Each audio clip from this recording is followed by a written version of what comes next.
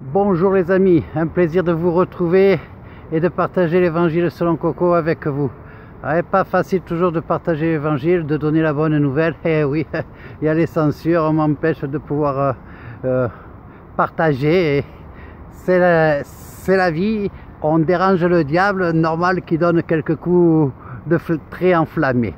Ce n'est pas grave, soyez bénis et je prie pour le salut de tous ceux qui ont dénoncé ou fait que ceci arrive. C'est pas grave, je vous aime, soyez bénis dans le nom de Jésus-Christ aussi, et que le Seigneur vous ouvre les yeux. Ah, ce Seigneur.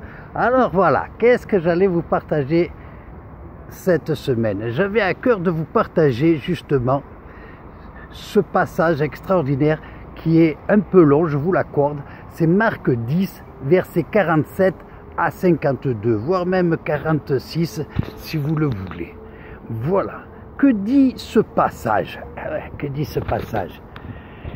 Et ben c'est au moment où Jésus repart de Jéricho avec ses disciples. Il est suivi par une cohorte de gens, comme toujours. Jésus était toujours suivi. Et là, les gens lui disent, et alors qu'il passe en chemin, on a Bartimée, un aveugle mendiant, qui ayant entendu que c'est Jésus qui passe, eh bien, qu'est-ce qu'il a fait, notre bon Bartimée? Il s'est mis à crier « Fils de David, aie pitié de moi, fils de David !» Et là, plusieurs l'ont repris et dit « Phaetus, tais-toi, tais-toi, va pas déranger le maître, allons !»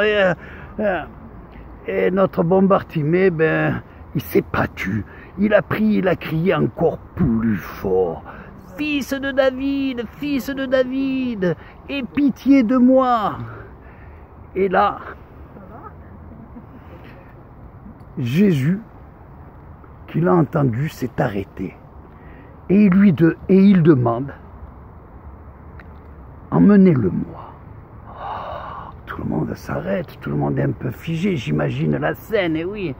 Et ils vont voir Bartimée, ce mendiant aveugle. Voilà. Il appelle donc l'aveugle et il lui dit « Prends courage, le maître t'appelle ». Et là, notre Bartimée, jetant son manteau, d'un bond se lève et va vers Jésus. Eh oui.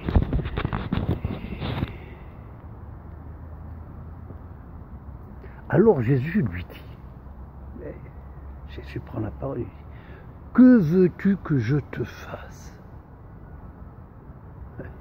Et l'aveugle répondit, « Maître, que je retrouve la vue. »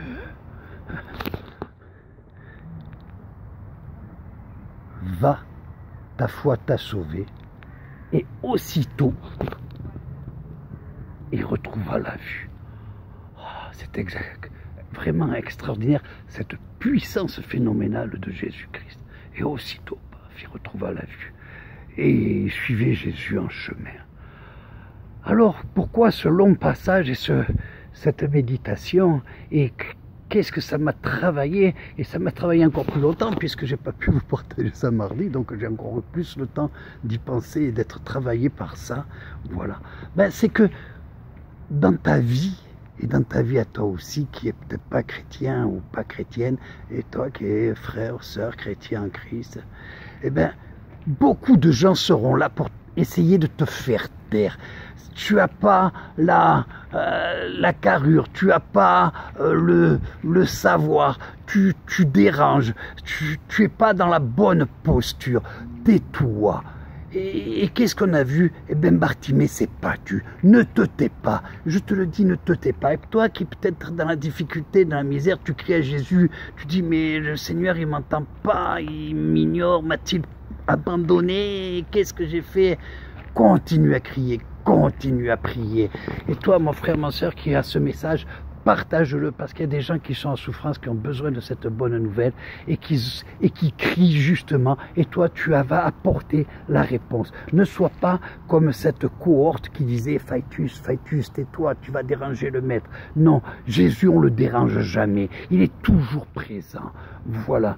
Et j'ai noté aussi dans ce passage, et ça c'est durant ce petit laps de temps supplémentaire, eh bien, que ce mendiant, il a jeté son manteau. Et quand on voit qu'il a jeté son manteau, que le passage nous dit qu'il a jeté son manteau, qu'est-ce qu'on s'en fout?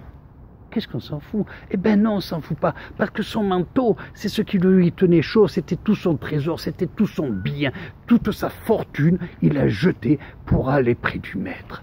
Et pour enfin pouvoir lui parler, pour pouvoir lui donner sa requête. Voilà. Et notre Jésus, quand il lui demande qu'est-ce que tu fais, il voit, il est mendiant, il le voit qu'il est aveugle. Eh bien non, notre Jésus, il force pas, il lui demande, qu'est-ce que tu veux que je te fasse?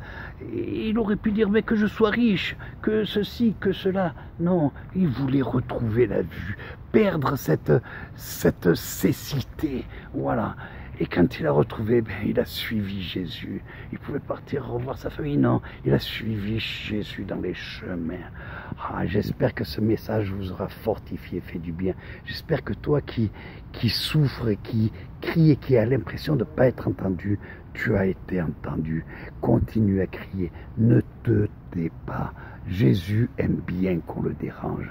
Dérange le maître, c'est bon, et ne passe pas à côté de ta bénédiction, parce que un couillon t'aura dit, tais-toi, t'as pas ci, t'as pas ça, t'as vu comme t'es. Non, ne te tais pas, crie à Jésus.